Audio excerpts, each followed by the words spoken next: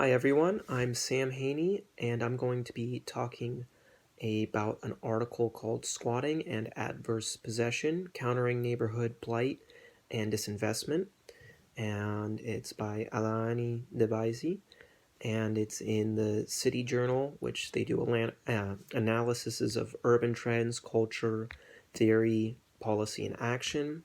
And it's volume 23, 2019, the first issue. And how does this relate to the textbook in the article, or how does the article relate to the textbook and the chosen topic? So I'm talking about adverse possession or squatting, and in the unit 6 with the transfer of title, it talks about adverse possession, and it mentions this both in the PowerPoint presentations and in the article that there are five, or I think it's more like four. It's five, but I think that open and notorious are kind of the same thing, where it has to be known to neighbors and it has to be obvious. And it also has to be hostile without the true owner's consent.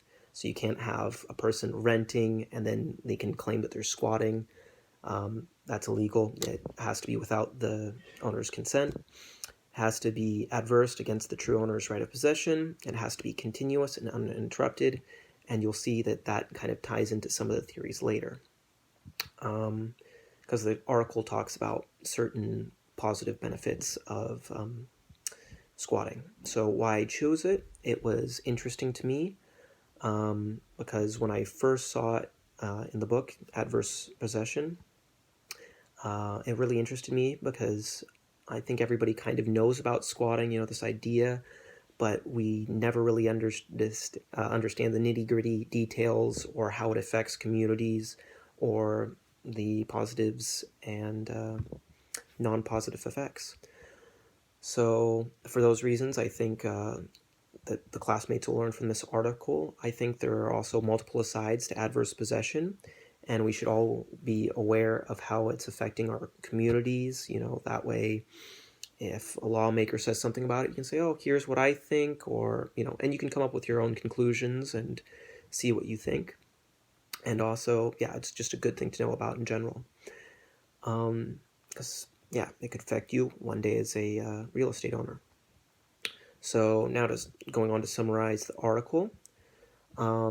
The article first talks about the 2007, 8, 9-ish recession and how that made it so there was a lot more abandoned homes, which increased crime, but it also increased a lot of adverse possession because there was houses that people could go into because no one was living in them. So in Detroit recently, in certain parts, they actually wanted squatters to, quote, turn the town around, or the neighborhood in Brightmoor, and counter abandonment, because, and you'll see, I'll talk about that later, it actually can sometimes counter crime if they're good squatters versus bad squatters. And so by a good squatter, I mean they make improvements and are good neighbors and are trying to uphold the law and be good people. Bad squatters sell drugs, devalue the property, and are rude to their neighbors. And this goes into the three different theories, which are the three different theories where you can actually benefit from squatting. So social disorganization theory and collective efficacy is that squatters are encouraged to be connected with their communities and get along with their neighbors and build trust with them, because with the legal details, they have to be known in order for the squat to be legal or adverse possession. So that's one theory. The broken window theory is the second theory that I'm going to talk about. So their abandoned houses are usually ice scores. They often have trash, and they decrease the sense of safety and property value, and they attract crime because kids go party, graffiti, or people sell drugs in them. So squatters improve the land lots of times, and in some states such as Arizona, they're actually required to improve the property in order to obtain it legally through squatting rights or adverse possession. So that's another theory.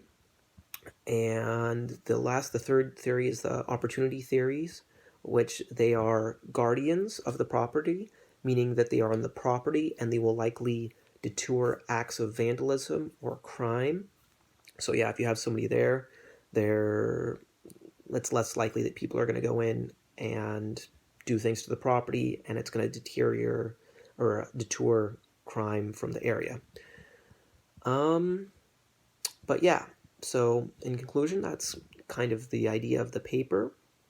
Also, yeah, and it all depends on if the owners slash neighbors deter bad squatters, drive them off, and are encouraged to keep the good ones. However, they don't always have this resources. And I will leave the links here and over in the Blackboard. And yeah, that's all.